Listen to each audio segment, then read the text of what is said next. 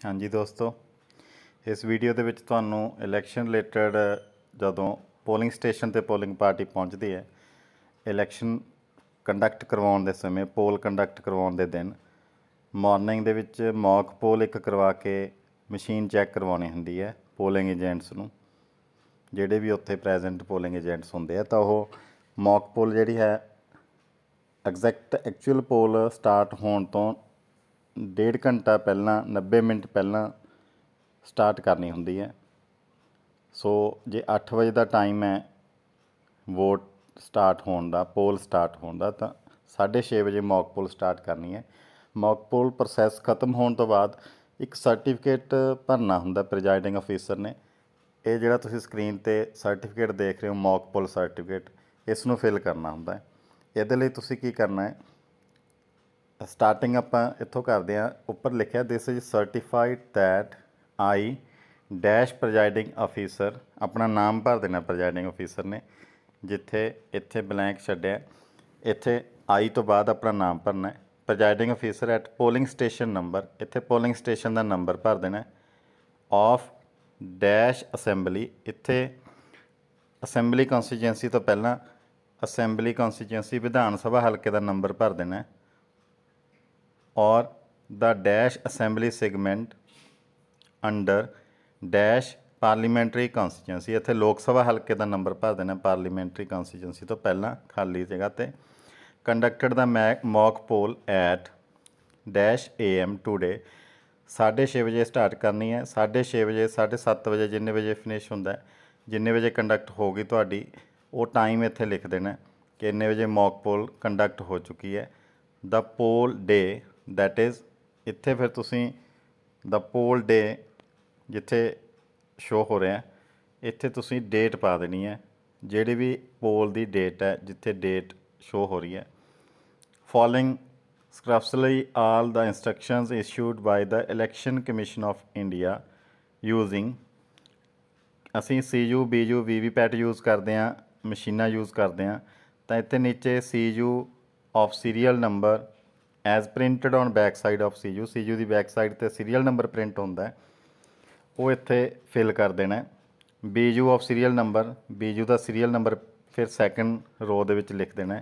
ਜੇ 2 BU use ਹੋਈਆਂ ਤੁਹਾਡੇ ਪੋਲਿੰਗ ਸਟੇਸ਼ਨ 'ਤੇ ਤਾਂ ਤੁਸੀਂ ਕੌਮਾ ਪਾ ਕੇ ਦੋਨੋਂ ਬੈਲਟਿੰਗ ਯੂਨਿਟ ਦਾ ਸੀਰੀਅਲ ਨੰਬਰ ਲਿਖ ਦੇਣਾ। VVPAT ਆਫ ਸੀਰੀਅਲ ਨੰਬਰ, ਇਹ 3rd ਕਾਲਮ ਦੇ ਵਿੱਚ VVPAT ਦਾ ਸੀਰੀਅਲ ਨੰਬਰ ਲਿਖ ਦੇਣਾ। ਫਿਰ ਆਈਟਮ ਨੰਬਰ 1 ਜਿਹੜੀ ਹੈ ਅੱਗੇ ਲਿਖੀ ਹੈ, a total of dash votes were cast for each candidate and also for NOTA, NOTA ਸਮੇਤ ਹਰੇਕ ਕੈਂਡੀਡੇਟ ਨੂੰ, ਨੋਟਾਂ ਦੇ ਨਾਲ ਨਾਲ ਹਰੇਕ ਕੈਂਡੀਡੇਟ ਨੂੰ ਤੁਸੀਂ ਕਿੰਨੀਆਂ ਵੋਟਾਂ ਕਾਸਟ ਕੀਤੀਆਂ ਮੌਕ ਪੋਲ ਦੇ ਦੌਰਾਨ, ਉਹਦੀ ਗਿਣਤੀ ਇੱਥੇ ਭਰ ਦੇਣੀ ਹੈ। ਸਪੋਜ਼ ਅਸੀਂ 5 ਵੋਟਾਂ ਹਰ ਕੈਂਡੀਡੇਟ ਨੂੰ ਪਾਈਆਂ, 10 ਕੈਂਡੀਡੇਟ ਆਪਣੇ ਨੋਟਾ ਸਮੇਤ, ਤਾਂ 50 ਵੋਟਸ ਤੁਹਾਡੀਆਂ ਕਾਸਟ ਹੋ ਗਈਆਂ।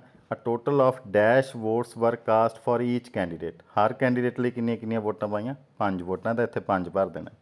ਸੈਕਿੰਡ ਆਈਟਮ ਇਹਦੇ 'ਚ ਹੈ, it was verified that the LED light was getting lit up against the correct candidate, ਕਿ ਸਹੀ ਕੈਂਡੀਡੇਟ ਦੇ ਸਾਹਮਣੇ ਦੀ ਲਾਈਟ ਹੈ ਜਿਹੜੀ ਬਲਿੰਕ ਹੋ ਰਹੀ ਸੀ, ਲਾਈਟ ਚੱਲ ਰਹੀ ਸੀ ਮਸ਼ੀਨ ਦੇ ਉੱਪਰ।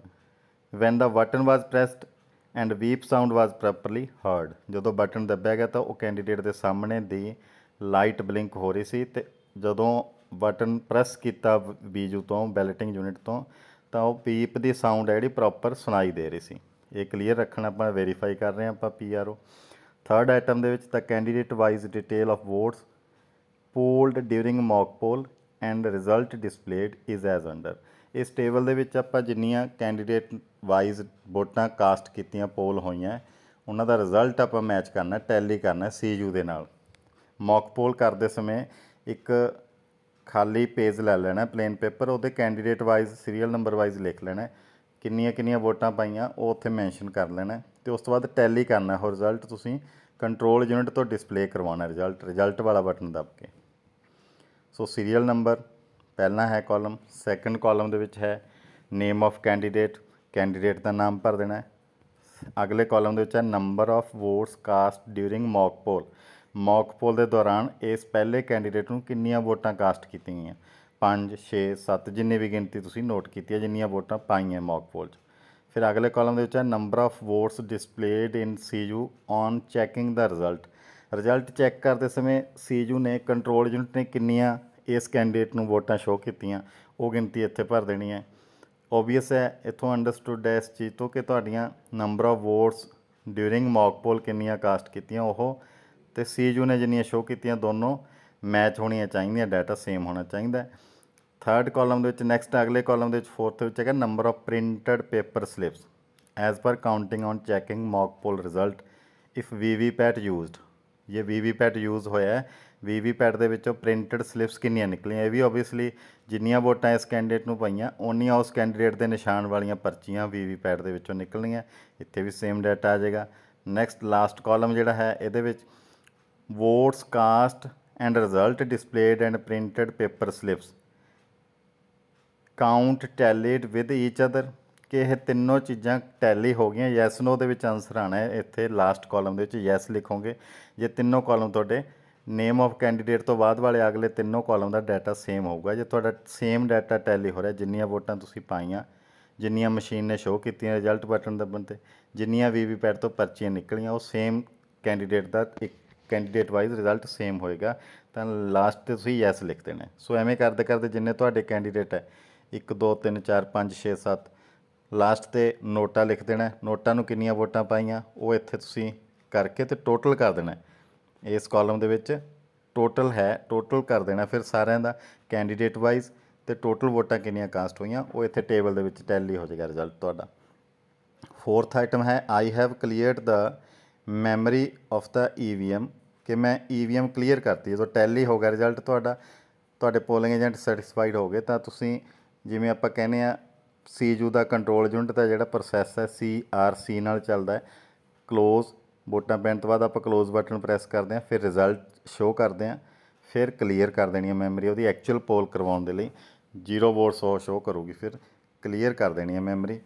ਤਾਂ ਇੱਥੇ ਵੈਰੀਫਾਈ ਕਰਨਾ ਅਤੇ ਕਲੀਅਰ ਕਰਨਾ ਹੈ ਕਿ I have cleared the EVM and also removed the printed paper slips of VVPAT after mock poll ਕਿ ਮੌਕ ਪੋਲ ਤੋਂ ਬਾਅਦ ਸਲਿਪਸ ਨੇ ਜਿਹੜੀਆਂ ਵੀਵੀਪੈਟ ਦੀਆਂ ਉਹ ਵੀ ਬਾਕਸ ਖਾਲੀ ਕਰ ਲਿਆ। And verified that memory has been cleared by pressing the total button and seeing the total as shown as 0 ਕਿ ਟੋਟਲ ਬਟਨ ਪ੍ਰੈਸ ਕਰਕੇ ਉੱਥੇ 0 ਸ਼ੋਅ ਹੋ ਰਿਹਾ ਉਹ ਵੀ ਕ੍ਰਾਸ ਚੈੱਕ ਕਰ ਲਿਆ। ਇਹ ਫੋਰਥ ਆਈਟਮ ਹੈ। ਇਸ ਤੋਂ ਬਾਅਦ ਤੁਸੀਂ ਫਿਫਥ ਆਈਟਮ ਹੈ ਇਸ ਮੌਕ ਪੋਲ ਸਰਟੀਫਿਕੇਟ ਦੀ। At the time of mock poll the following polling agents representing the candidate whose names mentioned against the names of such agents were present। ਇਸ ਤੋਂ ਬਾਅਦ ਤੁਹਾਡੀ ਪੋਲਿੰਗ ਏਜੰਟਸ ਦੀ information ਹੈ ਕਿ ਕੌਣ ਕੌਣ ਕਿਹੜੇ ਕਿਹੜੇ ਕੈਂਡੀਡੇਟ ਪਾਰਟੀ ਦੇ ਕਿਸ ਪਾਰਟੀ ਦੇ ਪੋਲਿੰਗ ਏਜੰਟ ਉੱਥੇ ਪ੍ਰੈਜੈਂਟ ਸੀ ਮੌਕ ਪੋਲ ਦੇ ਵਿੱਚ। And I have obtained their signatures ਕਿ ਮੈਂ ਉਹਨਾਂ ਦੇ ਸਿਗਨੇਚਰ ਲੈ ਲਿਆ ਇਸ ਮੌਕ ਪੋਲ ਸਰਟੀਫਿਕੇਟ ਦੇ ਉੱਪਰ। ਸਿਕਸਥ ਹੈ poll start date and time seen on the display of control unit at the start of actual poll। poll start date and time ਕਿ ਟਾਈਮ ਅਤੇ ਡੇਟ ਹੈ ਜਿਹੜੀ ਪੋਲ ਸਟਾਰਟ ਕਰਨ ਦੀ ਉਹ ਕੰਟਰੋਲ ਯੂਨਿਟ 'ਤੇ ਕੀ ਸ਼ੋ ਹੋ ਰਹੀ ਹੈ at the start of actual poll. Actual poll ਜਦੋਂ ਸਟਾਰਟ ਹੋਈ ਉਦੋਂ ਮਸ਼ੀਨ ਕੀ ਸ਼ੋ ਕਰਦੀ ਹੈ, ਕਿੰਨਾ ਟਾਈਮ, ਕੀ ਡੇਟ ਹੈ। ਅਤੇ ਸੀਰੀਅਲ ਨੰਬਰ ਇਸ ਦੇ ਵਿੱਚ ਹੈ। ਨੈਕਸਟ ਜਿਹੜਾ ਟੇਬਲ ਬਣਿਆ ਹੋਇਆ ਆਪਣਾ ਇਸ ਦੇ ਵਿੱਚ ਪਹਿਲਾ ਕਾਲਮ ਹੈ ਸੀਰੀਅਲ ਨੰਬਰ, ਸੈਕਿੰਡ ਹੈ name of polling agent, polling agent ਦਾ ਨਾਮ ਲਿਖ ਦੇਣਾ, name of party third column ਦੇ ਵਿੱਚ ਪਾਰਟੀ ਦਾ ਨਾਮ, ਉਹਦੀ ਪਾਰਟੀ ਕਿਹੜੀ ਹੈ, ਕਿਸ ਕੈਂਡੀਡੇਟ ਦਾ ਉਹ ਅਗਲਾ ਕਾਲਮ ਕੈਂਡੀਡੇਟ ਦਾ ਨਾਮ ਲਿਖ ਦੇਣਾ। ਫਿਰ ਲਾਸਟ ਕਾਲਮ ਦੇ ਵਿੱਚ ਸਿਗਨੇਚਰ ਲੈ ਲੈਣੇ ਆ, ਸਿਗਨੇਚਰ ਆਫ ਪੋਲਿੰਗ ਏਜੰਟ। ਔਰ ਜਾਂ ਲਿਖਿਆ ਇੱਥੇ or at the time scheduled for the mock poll ਇਹ ਲਿਖਿਆ ਅਗਲਾ ਲਾਸਟ, ਜਾਂ ਉਹਨਾਂ ਦੇ ਸਿਗਨੇਚਰ ਲੈਣੇ ਪੋਲਿੰਗ ਏਜੰਟਸ 'ਤੇ, ਜਾਂ ਫਿਰ ਤੁਸੀਂ ਕੀ ਸਟੇਟਮੈਂਟ ਦੇ ਸਕਦੇ ਹੋ at the time scheduled for the mock poll ਕਿ ਜਦੋਂ ਮੌਕ ਪੋਲ ਦਾ ਟਾਈਮ ਦਿੱਤਾ ਗਿਆ ਸੀ, ਸ਼ਡਿਊਲ ਕੀਤੀ ਗਈ ਸੀ mock poll, no polling agent was present ਕੋਈ ਵੀ ਪ੍ਰੈਜੈਂਟ ਨਹੀਂ ਸੀ, ਜਾਂ the agent of only one contesting candidate was present ਇੱਕੋ ਕੰਟੈਸਟਿੰਗ ਕੈਂਡੀਡੇਟ ਦਾ ਇੱਕੋ ਪ੍ਰੈਜੈਂਟ ਸੀਗਾ, ਇੱਕੋ polling agent. After waiting for 15 more minutes 15 minute ਹੋਰ ਵੇਟ ਕਰਨ ਤੋਂ ਬਾਅਦ I conducted the mock poll along other polling staff ਬਾਕੀ ਪੋਲਿੰਗ ਸਟਾਫ ਦੇ ਨਾਲ ਮੈਂ ਮੌਕ ਪੋਲ ਕਰਵਾ ਦਿੱਤੀ ਐਟ -AM ਕਿੰਨੇ ਵਜੇ ਉਹ ਟਾਈਮ ਇੱਥੇ ਪਾ ਦੇਣਾ। Signature of micro observer if posted at polling station ਜੇ ਪੋਲਿੰਗ ਸਟੇਸ਼ਨ ਦੇ ਮਾਈਕਰੋ ਆਬਜ਼ਰਵਰ ਨਿਯੁਕਤ ਕੀਤੇ ਗਏ ਨੇ ਤੁਹਾਡੇ ਤਾਂ ਉਹਨਾਂ ਦੇ ਸਾਈਨ ਇੱਥੇ ਨਾਲ ਕਰਵਾ ਲੈਣੇ, ਉਹ ਵੀ ਪਾਰਟੀਸਪੇਟ ਕਰਨਗੇ ਪੂਰੇ ਮੌਕ ਪੋਲ ਦੇ ਪ੍ਰੋਸੈਸ ਦੇ ਵਿੱਚ, ਇੱਥੇ ਸਾਈਨ ਹੋਣਗੇ ਮਾਈਕਰੋ ਆਬਜ਼ਰਵਰ ਸਾਹਿਬਾਨ ਦੇ, ਡੇਟ ਟਾਈਮ ਪਾ ਦੇਣਾ, name of and signature of presiding officer presiding officer ਸਾਹਿਬਾਨ ਦੇ ਸਾਈਨ ਤੇ ਨਾਮ ਲਿਖ ਦੇਣਾ। ਨੀਚੇ ਪੋਲਿੰਗ ਸਟੇਸ਼ਨ ਨੰਬਰ ਜਿਹੜਾ ਵੀ ਤੁਹਾਡਾ ਪੋਲਿੰਗ ਸਟੇਸ਼ਨ ਦਾ ਨੰਬਰ ਹੈ ਉਹ ਇੱਥੇ ਲਿਖ ਦੇਣਾ। ਫਿਰ ਲਾਸਟ ਤੇ ਪੋਲਿੰਗ ਸਟੇਸ਼ਨ ਨੇਮ ਇੱਥੇ ਤੁਹਾਡਾ ਆ ਜਾਏਗਾ। ਸੋ ਇਸ ਤਰ੍ਹਾਂ ਕਰਕੇ ਇਹ ਤੁਹਾਡਾ ਮੌਕ ਪੋਲ ਪ੍ਰੋਸੈਸ ਹੈ ਜਿਹੜਾ ਇਹ ਫਿਨਿਸ਼ ਹੋਏਗਾ। ਇਹ ਫਾਰਮ ਭਰਦੇ ਹੋਏ, ਸਿਗਨੇਚਰ ਕਰਦੇ ਹੋਏ, ਸਾਰਾ ਡਾਟਾ ਇਹਦੇ 'ਚ ਫਿਲ ਕਰਦੇ ਹੋਏ, ਰਿਜ਼ਲਟ ਟੈਲੀ ਕਰਦੇ ਹੋਏ। ਸੋ ਆਈ ਐਕਸਪੈਕਟ ਕਿ ਤੁਹਾਨੂੰ ਮੌਕ ਪੋਲ ਸਰਟੀਫਿਕੇਟ ਫਿਲ ਕਰਨ ਦਾ ਜਿਹੜਾ ਆਈਡੀ ਹੈ ਉਹ ਆ ਗਿਆ ਹੋਵੇਗਾ। ਜੇ ਤੁਹਾਨੂੰ ਇਹ ਵੀਡੀਓ ਚੰਗੀ ਲੱਗੀ ਤਾਂ ਅੱਗੇ ਆਪਣੇ ਫਰੈਂਡ ਸਰਕਲ ਦੇ ਵਿੱਚ ਸ਼ੇਅਰ ਜ਼ਰੂਰ ਕਰਿਓ। ਇਸ ਵੀਡੀਓ ਦੇ ਕਮੈਂਟ ਬਾਕਸ ਦੇ ਵਿੱਚ ਕੋਈ ਸੁਜੈਸ਼ਨ ਤੁਸੀਂ ਕਮੈਂਟ ਕਰਕੇ ਮੈਨੂੰ ਦੱਸ ਸਕਦੇ ਹੋ ਜਾਂ ਫੀਡਬੈਕ ਇਸ ਵੀਡੀਓ ਦੀ ਦੇ ਸਕਦੇ ਹੋ। ਇਸ ਵੀਡੀਓ ਦੇ ਆਈ ਬਟਨ 'ਤੇ ਤੁਸੀਂ ਇਸ ਇਲੈਕਸ਼ਨ ਰਿਲੇਟਡ ਹੋਰ ਵੀਡੀਓ ਦੇਖਣ ਲਈ ਕਲਿੱਕ ਕਰ ਸਕਦੇ ਹੋ, ਆਈ ਬਟਨ। Thank you.